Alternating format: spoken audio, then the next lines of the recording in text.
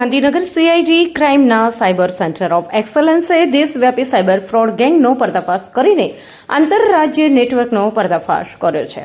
Cyber ક્રાઇમની ટીમે દેશવ્યાપી નેટવર્કનો પર્દાફાશ કરવા માટે અલગ અલગ ટુકડીઓ બનાવી ગોવા, વડોદરા અને પાલનપુરમાં સઘન કાર્યવાહી હાથ ધરી હતી. આ દરોડા દરમિયાન કુલ 16 આરોપીઓની ધરપકડ કરવામાં આવી છે, જેમાં ગોવાથી મુખ્ય સૂત્રધાર જીતુભાઈ ભૂરાભાઈ ઠક્કર સહિત 9 લોકો ઝડપાયા છે, જેઓ ત્યાંથી સમગ્ર નેટવર્ક ઓપરેટ કરતા હતા.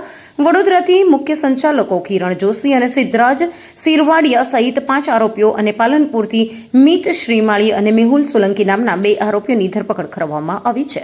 આ કાર્યવાહી દરમિયાન પોલીસે આરોપીઓ પાસેથી ડિજિટલ પુરાવાનો મોટો જથ્થો જપ્ત કર્યો છે, જેમાં 15 laptop, 87 mobile phone, 126 SIM card, 2 router, 15 debit card અને 4 કોરા ચેકનો સમાવેશ થાય છે. આ ગેંગે દેશભરમાં અત્યાર સુધીમાં કુલ 375 સાયબર ગુનાઓ આચરીને અંદાજે ₹77 કરોડનું જંગી કૌભાંડ કર્યું છે. તેમની મોડસ ઓપરેન્ડી મુજબ તેઓ ખોટી પેઢીઓ ઊભી કરીને અથવા નિર્દોષ લોકોના નામે મ્યુઅલ એકાઉન્ટ્સ ખોલાવતા હતા.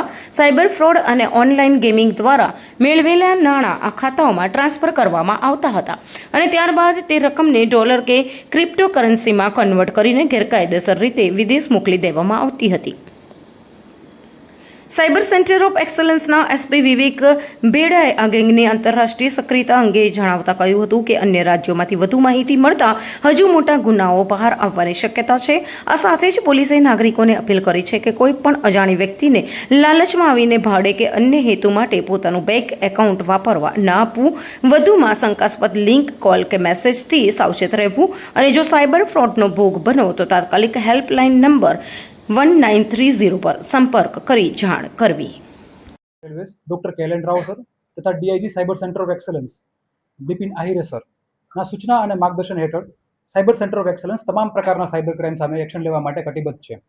આવા જ પ્રકારના વિવિધ પ્રકારના સાયબર ક્રાઇમ જેવા કે digital arrest, investment fraud, part time job fraud તથા અન્ય અનેક પ્રકારના ગેમિંગ ફ્રોડવાળા વિવિધ પ્રકારના સાયબર ક્રાઇમને એક પ્રકારના અંજામ આપીને જેટલા પૈસા આવે છે એના મ્યુલ અકાઉન્ટના હેન્ડલ કરી, ઓપરેટ કરી, આગળ પૈસા મોકલી અને પૈસાનું હેન્ડલ કરીને પૈસા કાઢવાવાળી આખી ગેંગનો પર્દાફાશ કરવામાં આવ્યો છે.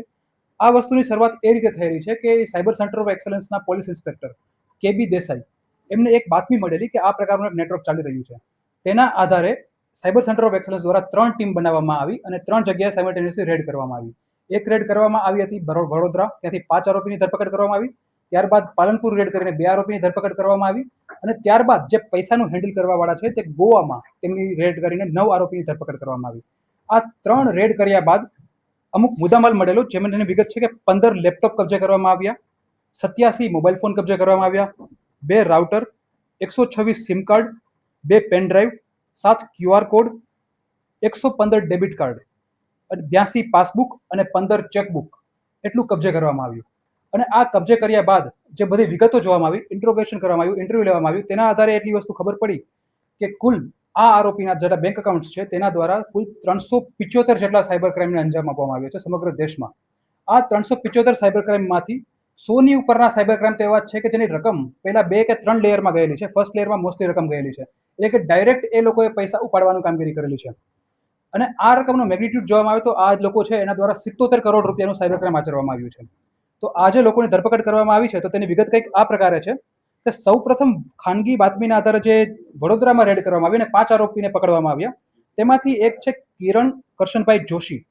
તેઓ આ મ્યુલ અકાઉન્ટ નેટવર્ક છે એનું સંચાલન કરનાર છે અને તેમની સાથે સિદ્ધરાજભાઈ શિરવાડિયા એ પણ તેમની સાથે મ્યુલ અકાઉન્ટનું સંચાલન કરે છે. એટલે કે એ લોકો શું કરે છે કે અલગ અલગ જગ્યાએથી મ્યુલ અકાઉન્ટનું કલેક્શન કરે છે. તે કલેક્શન કર્યા બાદ એ જે જેટલા અકાઉન્ટ છે એને આગળ મોકલવાની કામગીરી કરે છે અને મુખ્ય હેન્ડલર તરીકેનું પણ કામ કરે છે. એમાંથી સાથે સાથે બીજા 3 આરોપીની ધરપકડ કરવામાં આવી છે. મહેશભાઈ જોશી, જીગરભાઈ સોલંકી અને પ્રકાશભાઈ જોશી એમની પણ વડોદરાથી ધરપકડ કરવામાં આવી છે. અને તેઓનો રોલ એ છે કે તેઓ લોકો પોતાના નામે એક ખોટી પેઢી બનાવે છે. આ ખોટી પેઢીમાં જે પૈસા છે એ પ્રકારે સાયફનિંગ કરવાની પ્રોસેસ કરે છે અને સાથે સાથે અલગ અલગ આરોપી પાસેથી મ્યુલ અકાઉન્ટને કબજે કરવાની પણ કામગીરી કરે છે. તો આમાંથી મહેશભાઈ જોશી છે તેમણે પોતાના નામે શિવમ એજન્સી નામની ખોટી પેઢી બનાવી છે.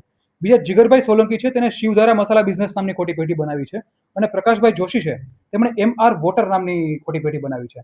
પેઢી તો બનાવી છે, સાથે સાથે મ્યુલ અકાઉન્ટ પણ એમને કલેક્શન કરેલું છે અને આગળ મોકલેલા છે. આમાંથી આ લોકોની વધારે ફર્ધર પૂછપરછ કરવામાં આવતા એ વસ્તુ ખબર પડી કે અન્ય જેટલા જે જગ્યાથી મ્યુલ અકાઉન્ટ્સ મળેલા છે તેઓનું જીનેસિસ જણાય એવું છે પાલનપુર. તો પાલનપુર પણ રેડ કરવામાં આવી અને તેમાંથી 2 આરોપીની ધરપકડ કરવામાં આવી. એમાંથી એક છે મેહુલ બાબુભાઈ સોલંકી. તો તેમણે અનેક મ્યુલના જે હોય છે કે બેઝિક મ્યુલ છે કે જેઓ પોતાના કોઈ રેન્ટ આપે છે, રેન્ટ પર પોતાનું ભાડું આપે છે, તેવા કલેક્શન કરીને આગળ મોકલવાવાળા છે મેહુલ બાબુભાઈ સોલંકી. અને તેમની સાથે હતા મિત રતિભાઈ શ્રીમાળી. તેમને આ મેહુલભાઈ જે છે ખાતાએ આપતા હતા. અને મિત રતિભાઈ શ્રીમાળી છે તે આગળ જે જણાવ્યું આપણે કે કિરણભાઈ જોશી કે જે મ્યુલ એકાઉન્ટના મેન હેન્ડલર છે એમને ફર્ધર આપતા હતા અકાઉન્ટ. તો આ બંનેની ધરપકડ કરવામાં આવી. વધુમાં આ મ્યુલ એકાઉન્ટના જેમના નામે છે, જેઓ હેન્ડલ કરે છે, એ મળ્યા. પછી વધારે જે ચેક કરવામાં આવ્યું, ટેકનિકલ એનાલિસિસ કરવામાં આવ્યું, બેંક એકાઉન્ટની જે ડિટેલ ચેક કરવામાં આવી કે રિયલ ઓપરેટ કોણ કરે છે ને પૈસાનું સાયફનિંગ કોણ કરે છે. તો વસ્તુ એ ખબર પડી કે જે આ બેંક એકાઉન્ટ છે રિયલમાં ઓપરેટ કરવાવાળા ગોવા બેસેલા છે અને ત્યાંથી આ લોકો અકાઉન્ટ્સને ઓપરેટ કરે છે. તો ત્યારબાદ આ સાયબર સેન્ટર ઓફ એક્સલન્સની ટીમ દ્વારા ગોવામાં રેડ કરવામાં આવી અને ગોવામાં ત્યાં જે મેન કિંગપિન છે જીતુભાઈ ભુરાભાઈ ઠક્કર, કે તેઓ શું કરે